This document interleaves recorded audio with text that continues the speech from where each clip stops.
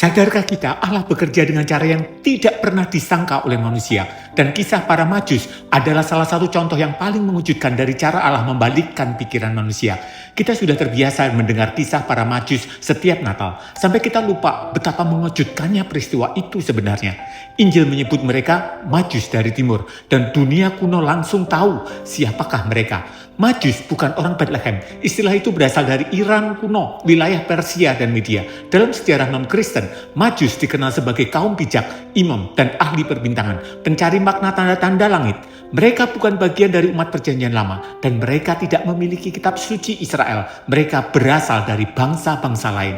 Menurut ukuran religius manusia, mereka berada di luar. Mereka bukan orang paling suci. Mereka tidak mencari Allah melalui Taurat dan para nabi, melainkan melalui bintang-bintang. Dan justru disitulah Allah bekerja.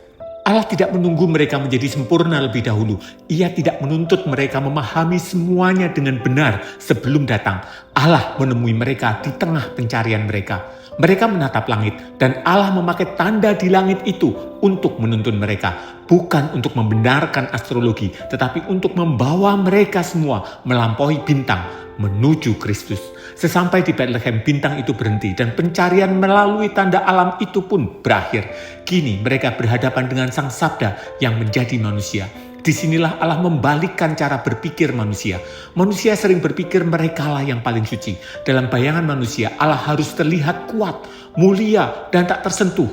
Allah tidak boleh lemah, tidak pantas lahir di tempat yang hina, apalagi mati di kayu salib. Tetapi Allah memilih jalan yang berbeda dari pikiran manusia. Ia lahir di palungan, bukan di istana. Ia datang sebagai bayi, bukan sebagai penguasa dunia. Ia menyelamatkan dunia, bukan dengan pedang, melainkan dengan salib.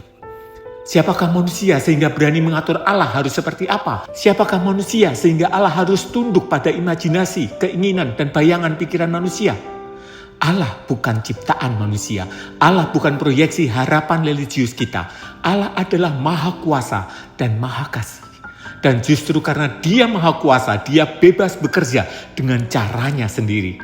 Ia mau menjangkau semua orang yang diciptakannya, termasuk para pencari dari Persia kuno, termasuk mereka yang dianggap jauh, dianggap asing, bahkan salah arah dan penuh dosa.